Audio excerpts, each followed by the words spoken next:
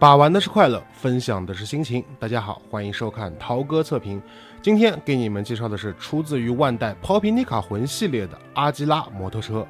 说起阿基拉这部神作，我觉得无需做过多的介绍，没看过的直接去补番就完事儿了，真的好看。对于这部作品，我认为用8个字来形容最为贴切：大有克洋，永远的神。兄弟们，请把这几个字打在公屏上。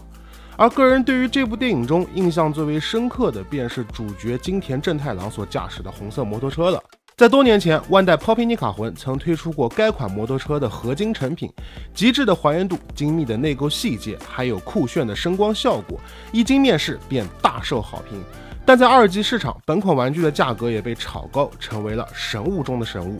可让我没想到的是，万代居然于今年5月份以重生版的名义再版了这款摩托车，这我可不能再错过了。而实际拿到手把玩一番后呢，除了我操牛逼之外，对于这款产品呢，我实在是找不到别的形容词了。这也是为什么再版后价格依旧不便宜，但这款玩具我依然强烈推荐给所有喜爱阿基拉的朋友的原因。那么废话少说，我们赶紧来看一下这款产品的表现到底如何吧。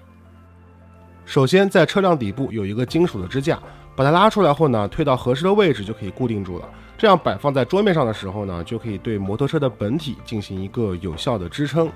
另外，刚才从包装盒里取出摩托车的时候呢，可以看到本体和外甲是分开来安放的。那外甲部分呢，我们不急着上，借着这个机会啊，先来好好看一下这辆摩托车的内构细节吧。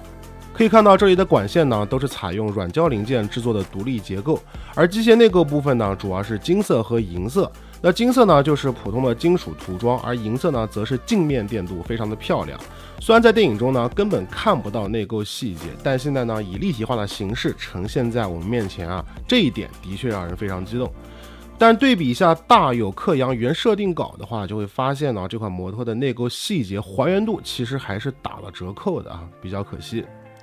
那顺带一提啊，机械内构呢也部分采用了合金部件，像前轮这4个液压管，金色和银色呢都是合金的，后轮毂这里呢也是合金件，大量金属零件的使用呢，保证了这款产品扎实的手感。如果你是合金控的话，相信这款产品呢会让你一本满足。不过内构的刻画呢也不是十全十美的，像是轮毂上这里的黑色涂装啊，异色的情况非常严重，在售价如此高昂的一款产品上出现这种做工方面的瑕疵，实属不应该。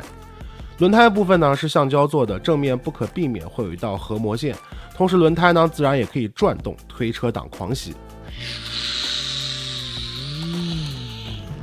前轮和后轮都带有真实的避震结构，而且前轮呢还真实的还原出了液压感的活动机构，挺帅的。那并且呢，这个前轮也可以带着车把一起转啊，只不过幅度并不算特别大啊。顺带一提，车把部分呢也是软胶材质的呀，也可以转动。仪表盘部分则是通过透明零件来进行还原，内部的图案印刷，像下方这个导航地图什么的都还挺精致的，并且最下面这个黑色的小盖子啊还可以打开，不过我并不知道这是做什么的，是储物格还是啥。还有下面这个电镀的圆形零件，我猜测呢是油箱盖什么的吧，但毕竟不太懂摩托车嘛，所以也不确定。那如果说错的话呢，麻烦懂行大神在评论或弹幕里面指教一下，谢谢。座椅部分呢，使用了软胶材质来进行还原，摸上去的手感还行啊。不过这个材质呢比较容易沾染灰尘，所以平时摆放展示的时候最好加个防尘罩什么的。另外呢，这个座椅零件是可以拆下的，而且说实话，它和摩托车身的连接并不算紧实。问了身边的朋友也都反馈有这样的问题，所以这里呢应该不是个例中奖，而是普遍存在的通病了。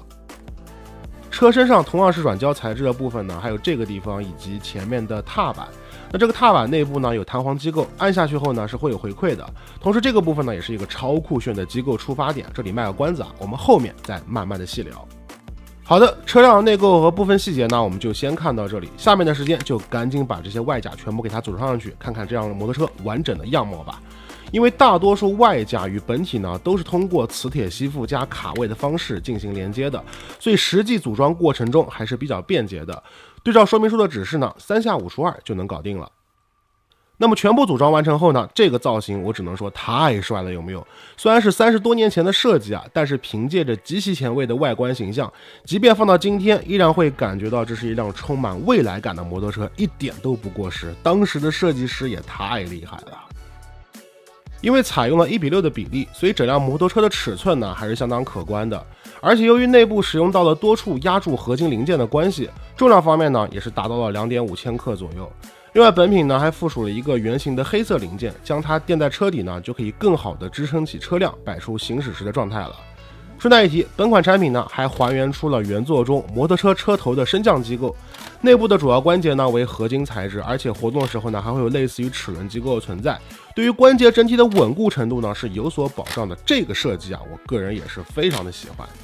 OK， 下面呢我们来欣赏一下这款摩托的细节吧。首先，红色部分的外甲呢都采用了类似于镜面烤漆般的涂装，质感表现是相当出色的。两边的后视镜采用镜面电镀零件来进行还原，出厂时为了防止刮花，还预先贴上了一层膜，这个地方做的还是挺用心的。不过车身上各种标志的印刷，如果对比原作画面的话，其实会发现个别商标的配色和电影中是有所区别的。那硕大的前挡风玻璃呢，采用了一整块透明零件制作，这个造型设计简直是太酷了。而且即便装上了全部外甲之后呢，也能够透过缝隙窥探到这辆摩托车内部的机械结构。对于我这种机械细节控来说，绝对是一场视觉盛宴。如果说只看外观造型的话，其实会发现虽然帅啊，但部分细节的还原依然不够到位，有些可惜。但真正让这款玩具封神的就是开头提到的声光效果了。首先，摩托车的底部呢可以安装3节7号电池来为本体进行供电，然后开关和喇叭都隐藏在了车尾这里，隐藏性很好，平时不仔细看的话呢都不会发觉。开关有2个档位，向右拨动可以点亮全车的灯光效果，这个时候前轮以及后轮呢会亮起一圈绿色的光效，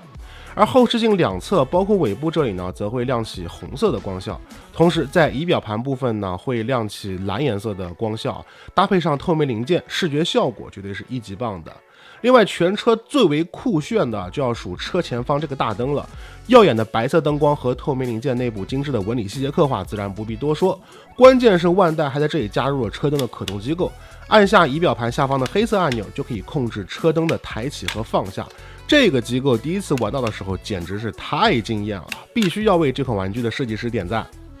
那刚才提到开关有2个档位，如果拨动到最左侧的话呢，就会从亮灯模式切换到声光模式。在该模式下，除了全部灯光会亮起之外呢，后视镜两侧的 LED 还会呈现出闪烁的效果。而且这个时候，如果我们按下右侧踏板，摩托车就会发出踩下油门启动时的音效。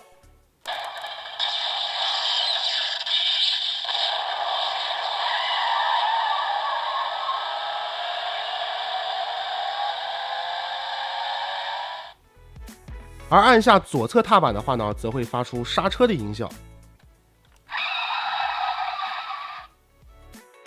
哇，这个玩点实在是太酷了，第一次上手把玩的时候真是给我惊到了啊！那顺带一提，拆下右侧装甲之后呢，这里可以看到一个音频线转接口，根据说明书上显示，这款产品呢还可以通过音频转接线来连接外部音箱，不过我手里呢既没有转接线也没有音箱，这个部分就不给大家演示了啊。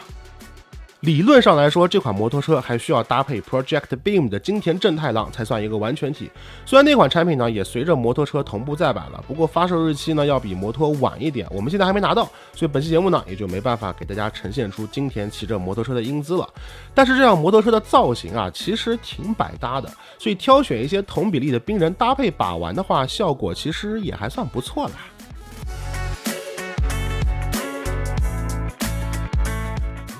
总之玩下来后，我感觉虽然还原度和做工方面这款摩托车还是有些不尽如人意的地方，而且这次虽然是以重生版的名义变相再版的，但整体貌似和出版相比也没有太多变化。我觉得如果再版能多给一个公路造型的底座，再配上 LED 射灯和金属名牌的话，那整体的展示效果可能会更上一层楼。当然真那样做可能价格也就更贵就是了，但不管怎么说吧，这辆 Poppy Nika 魂的经典摩托车还是相当赞的。如果你很喜欢这辆摩托，而且本品呢也在你的预算范围之内，那我觉得还是可以买回来收藏的。毕竟今天的这辆摩托啊，其意义早已超出了载具本身，而成为了赛博朋克文化中最具有代表性的象征和符号之一。这一点仅从无数影视动漫作品对它的致敬中就能看出来。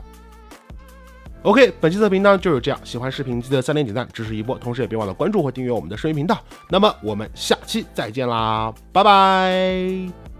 除了扫描二维码以外呢，我们还可以点击微信右上角的加号，选择添加朋友，在最下方一栏公众号里呢，输入涛哥测评就可以找到我的微信公众号了。另外，别忘了置顶我的公众号，这样子呢，我每天推送的最新玩具资讯你就不会错过了。玩具资讯哪里找？尽在涛哥公众号，赶快关注起来吧。